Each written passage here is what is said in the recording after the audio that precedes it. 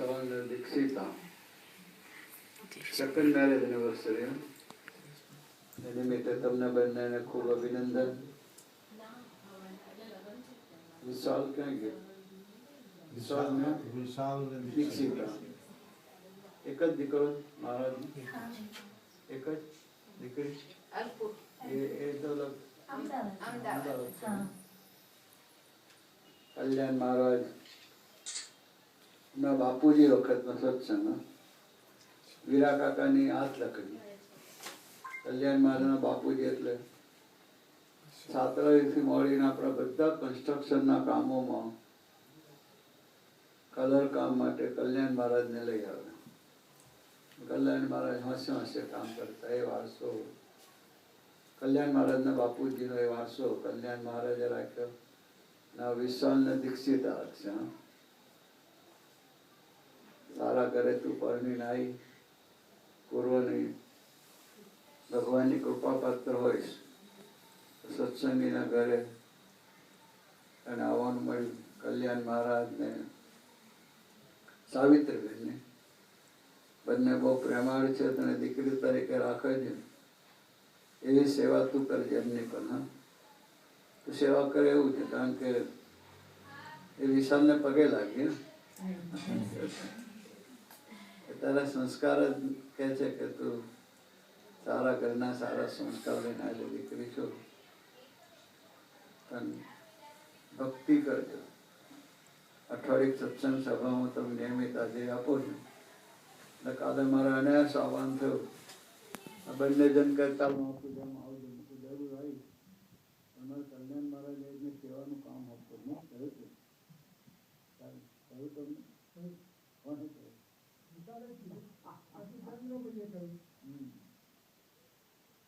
જે હોલમાં બેઠા છે સત્સંગ હોલ રંગરોગાન કરી દે. બસ બરાબર.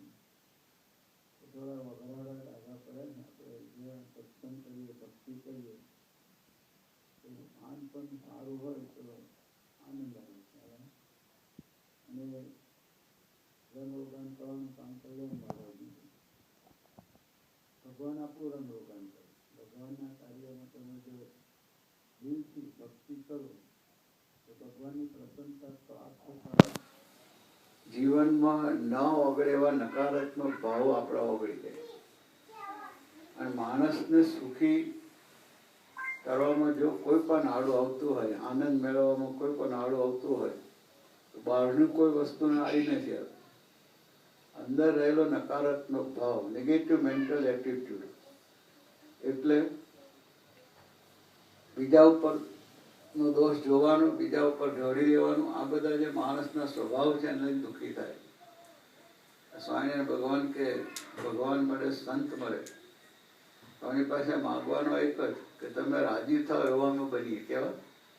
તમે રાજી થાવ એવું બનીએ. ભગવાન રાજી થાય એવું આપણું જીવન બનીશું તો જગતની સમૃદ્ધિ, જગતના સુખ, જગતના ચીજ વસ્તુ પદાર્થ ભગવાન પાસે માગવાની પડે. તું તને મોટો કરવાનો, તને કપડાં જોઈએ, તને લગ્ન કરવાનું, તે તારા પપ્પાને કહ્યું મારે લગ્ન કરવું ત્યાં કઈ મારે ભણવું છે. કલ્યાણ મહારાજ ને સાવિત્રીબેનની ફરજ છે, મારો દીકરો થયો એટલે એની બધી જરૂરિયાત વગર કઈ પૂરી કરવી. માગવાનું ના હોય. એમ આપણે ભગવાનના દીકરા દીકરી બનીએ તો ભગવાન પાસે જગતની કોઈ વસ્તુ માગવી નહીં પડે.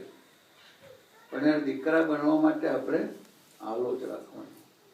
એમના દીકરા દીકરી બન્યા એટલે એક તો એમનું શરણું. શું એમનું શરણું? ભગવાનનું તમારા, તમે મારા. બીજું સ્ટેપ છે ભગવાનના સંતને વિશે જોડાવો. અશ્વિનભાઈ, શાંતિભાઈ, દિલીપભાઈ, આવા સંતો છે, હર્ષદભાઈ, ગોપાલભાઈ. કોક ને કોક સાધુને વિશે ભાવ થવો છે. મિત્ર તરીકે, પિતા તરીકે, કોઈ પણ ભાવે એને વિશે આપણને જોડાવો. ત્રીજું એની આજ્ઞા પાડી. ચોથું ભગવાનને, ભગવાનના ભક્તોના ગુણગાનને મહિમા ગાયા કરીએ. કોઈ પ્રકારની આગી પાછી કોઈની કરીએ નહીં. કોઈ કરતો હોય તો એમાં પડીએ નહીં. અને અંદર થઈ જાય તો ધૂન ભજન પ્રાર્થના કરી અને સાફ પણ, જેમ કઈ કપડા બગડ્યા આપણે તો એને ફેંકી દઈએ. એકાદો વાર થયા ભાઈ ફેંકી દઈએ. ના, એને ધોઈ નાખો એટલે બીજા પહેરવામાં કામ લાગે.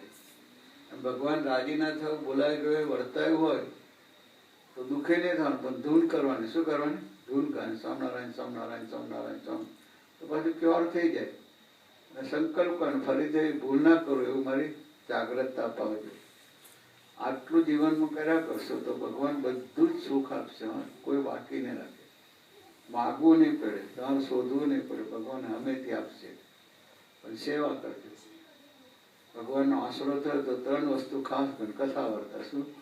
રોજ બંને જણા એક વચનામૃત ને 10 વાણી વાતો વાંચવાનો નિયમ લાવે. કેલો વચનામૃત છે વાંચજો, બસ સમજ પડે કે ના પડે. એક વચનામૃત વાંચો અને 10 સ્વામીની વાતો. સ્વામી ભગવાને કહ્યું છે કે વચનામૃત એવો ગ્રંથ છે કે તમે વાંચશો તો એના અર્થ અંદરથી સમજાતા છે. શું થાય? ના સમજાય તો ગોપાલભાઈ છે, દિલીપભાઈ છે, શાંતિભાઈ આઈને પૂછું. હા, વચનામૃત વાંચજો અને સ્વામીની વાતો વાંચો. 10 આટલું તમે જીવો. અને રોજ 11 માળા કરવાની. કેટલી? સ્વામિનારાયણ સ્વામિનારાયણ સ્વામિનારાયણ સ્વામિનારાયણ કરીને 11 માળા કરવાની. અને અઠવાડિયે સત્સંગ સભા નિયમિત જાવ છો ને? કાલે જ ગયા હતા. કામ બહુ હોય તારે જવું. હા, તો અહીં હોત તો તારે જવું, સભામાં જવું. કારણ કે યોગી બાપાની આજ્ઞા છે અઠવાડિયે સત્સંગ સભા કરવી, તો બાપાની આજ્ઞા પડાય. અને ખટપટ નિંદા માથાકૂટથી દૂર રહેવું, એમાં પડવું નહીં. અને એવાનો સંગય ના રાખવો. તો આટલું જો કરશો તો જીવનમાં બસ આખી અનંત કોટી જન્મની તપશ્ચર્યા કરતા જે સુખ ના મળે એ સુખ આટલી આજ્ઞા પડવામાં પાઈ જાય. તો સહેલું છે કે નહીં? સહેલું છે. લસણ ડુંગળી ખાવ છું તું? આપણે ઘરમાં ખાવ લસણ ડુંગળી? હા જી સર, લસણ ડુંગળી ખાઈએ છીએ. ના ખાવ શું થાય? ના, કશું થાય નહીં. પણ અમારે શું છે, ત્યાં કચ્છમાંથી બધા આવે ને અમે લોકો ત્યાં જઈએ ને એટલે એ પાછું અહીંયા ના ખાતા, ત્યાં પાછું ચાલુ તો થઈ જ જાય. આપણે ત્યાં જઈએ તો લખ્યા ખાવું એવું આ લોકોના ઘરની અંદર જ પછી બધાને થાય કે કલ્યાણજી મહારાજ આવે છે, લસણ ડુંગળી નહીં ખાય. અમે બધે જઈએ તો અમારે બંધ થઈ જાય. એ તમારી પાસે કરી દો, થઈ જાય ને. તમે જુઓ ને તો ખાશો. અમને ટેવ પડી ગઈ, તમને ટેવ નથી પડી ગઈ. તમે બહાર જાઓ ને કલ્યાણજી મહારાજ તો બધા જાઓ ને કાં તો સ્વામિનારાયણ છે, લસણ ડુંગળી નહીં ખાય. જુદું બનાવશે. તમે એક વખત નહીં ખાઓ એટલે બધા થશે કે નહીં સારું એમના માટે કરું. ચોક્કસ. તો બધા ખુશ થશે. શું થશે? ખુશ થશે. આ જબરો મગજ નીકળે. ભગવાનની સુવાસ પ્રસરાવશો, ગૌરવ વધશે. ખાવા પીવાનું ભગવાન એટલે ના પાડી. તમે દારૂ પીઓ તો શું થાય? ભાન ભૂલી જાઓ. શું થાય? આ કરો ને, ચાલવામાં ઠેકાણ, રે ઠેકાણ, એની અસર થાય જ. ચાલુ કરો. ગામમાં પહેલવાની દારૂ પીવે તો ઢીલો ઢપ થઈ જાય, પડી જાય. ખાવાની શરૂ પર અસર થાય. તો જીવનમાં આપણામાં રહેલા નેગેટિવ ફોર્સીસ એટલે આસુરિક ભાવોને આપણે જો કંટ્રોલ કરવો હોય, એનાથી આપણે દૈવી ભાવમાં જવું હોય તો આસુરી ભાવ ઓછા થવા જોઈએ. તો ભજન ભક્તિ સેવા સમાગમ કરો એટલે આસુરી ભાવનું બળ ઘટી જાય. પણ તમે પાછું લસણ ડુંગળી ખાઓ, લસણ ડુંગળી ફોર્સ કોને આપે? આસુરી ભાવને. કોને? આસુરી ભાવને. તમોગુણ. તમોગુણની પ્રકૃતિ છે. સ્વામિનારાયણ ભગવાને આપણા રામ, કૃષ્ણ, મહાવીર, બુદ્ધ બધા ભગવાનના અવતારોએ ખોરાક પર નિષેધ એટલો મૂક્યો, માંસ ખાઓ તો તમારે આસુર વૃત્તિ થઈ જાય. એવું જ લસણ ડુંગળી તમોગુણ છે. જડતા આવી જાય. કેવા આવી જાય? જડતા આવી જાય. જડતા તો અગારવી છે આપણી. તો ખોરાક પર જેવા અન્ય એવા ઓળકાર, જેવું તમે ખાઓ એવું તમારું અંદરથી વિચારો આવે, નકારાત્મક વિચારો આવે. એટલે સ્વામિનારાયણ ભગવાને અને ભગવાનના અવતારોએ ખોરાકમાં કંટ્રોલ એટલે કામ કરવું. માંસ ભક્ષણ ના કરવું, તમાકુ ના ખાવું, દારૂ ના પીવું, ઇવન લસણ ડુંગળી પણ ના ખાવું. આવી વાત કરી મહારાજે.